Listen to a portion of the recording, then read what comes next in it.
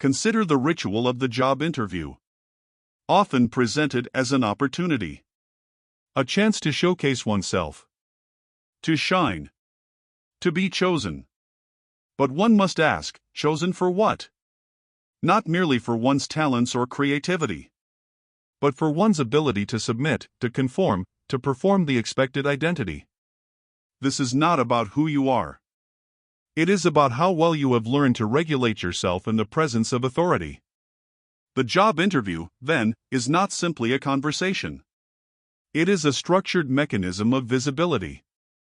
You enter the room, virtual or physical, and place yourself under the gaze, not only of the employer, but of the institutional expectations embedded within them. You are expected to smile, to present your flaws as strengths, to account for any gap, any deviation. You must explain. You must confess. This is the logic of the panopticon. The internalization of the gaze. You regulate your own narrative before they ever ask. Observe how the questions function. Where do you see yourself in 5 years? The answer is not really about your future. It is about your predictability. Your capacity to plan within the structures of capital. Your willingness to imagine yourself still within the system. When asked to describe a challenge you overcame, you are not being invited to be vulnerable. You are being tested for compliance, for resilience, for performance. The job interview is a confessional. It demands that you narrate your identity in a way that is legible to the institution. This is not surveillance in the traditional sense. There is no camera, no guard, no interrogation. But make no mistake, you are being watched.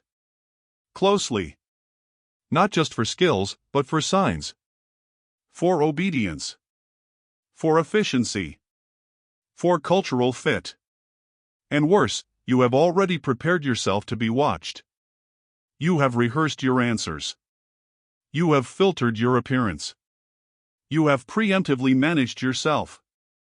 You have become your own supervisor. This is what I call disciplinary power.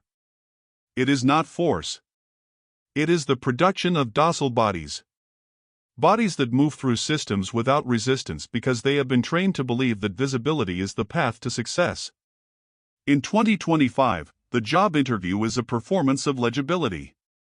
You are not evaluated for who you are, but for how well you manage who you appear to be. And this, perhaps, is the most effective form of control, not punishment, but preference. Not silence, but managed speech. Not fear, but aspiration. You aspire to be chosen. And so you obey before you are told. Can one resist this? Perhaps not entirely. We all need to live, to earn, to survive. But we can notice. We can name the system. And in naming it, we can begin to loosen its grip. Ask yourself, who benefits when you spend days preparing to perform a version of yourself that fits a mold? What possibilities have we lost, in the name of professional polish? And what might it mean to speak plainly? To show up as we are, rather than as we are expected to be? You are not being interviewed. You are being surveilled. And the sooner we recognize that, the sooner we can begin to reclaim the power to define ourselves, not for the system, but for each other. Let me ask you this. Have you ever felt like you failed a job interview not because of what you said, but because of who you are? Let us return to the structure of the job interview not simply as a hiring process, but as a form of silent interrogation. It is not just what is asked that matters. It is why it is asked, and what it reveals about the logic of the system. Consider the question. Tell me about yourself. It appears harmless. An open invitation. But it is in fact the first demand for self-regulation. You must decide what parts of your life are worth mentioning. What should remain hidden? You are asked to become a narrator of your own discipline.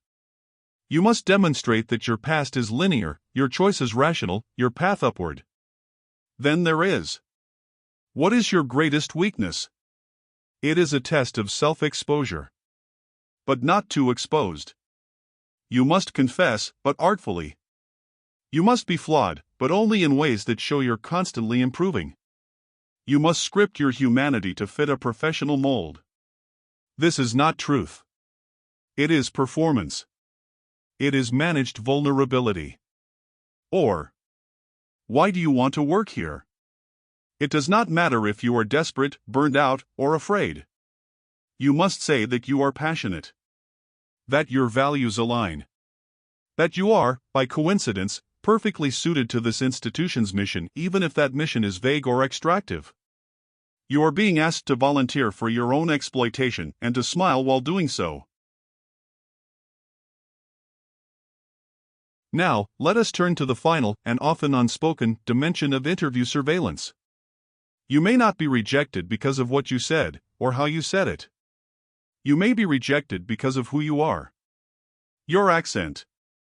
Your skin. Your body. Your rhythm of speech. Your pauses. Your name. Your neurodivergence. Your inability to hide exhaustion. Your unwillingness to fake enthusiasm. Your refusal to flatter authority.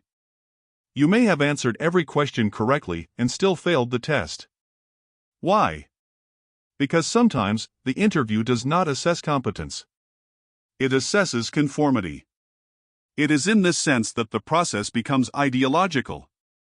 If you diverge from the imagined archetype of the ideal worker, discreet, cheerful, tireless, eager, deferential, you become suspect. This is the hidden violence of the hiring ritual. You are told it is fair. But the fairness is calibrated by a standard that was never neutral to begin with. We must also speak to the economic reality of our time.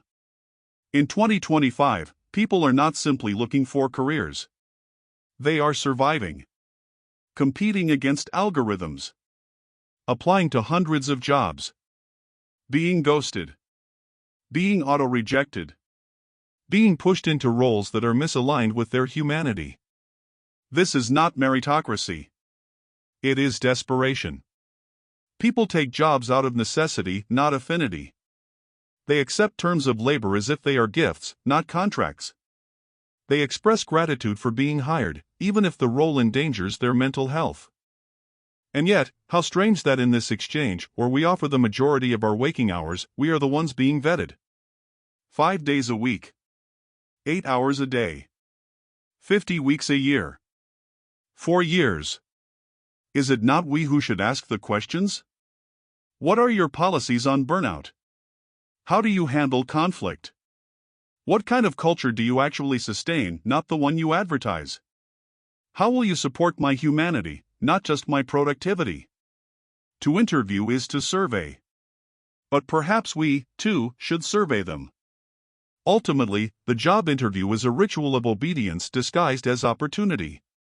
It is a space where we are asked to become acceptable even if that means erasing what is most true. It trains us not only to be productive, but to be pleasing. Not only to succeed, but to submit. And so, I return to the question.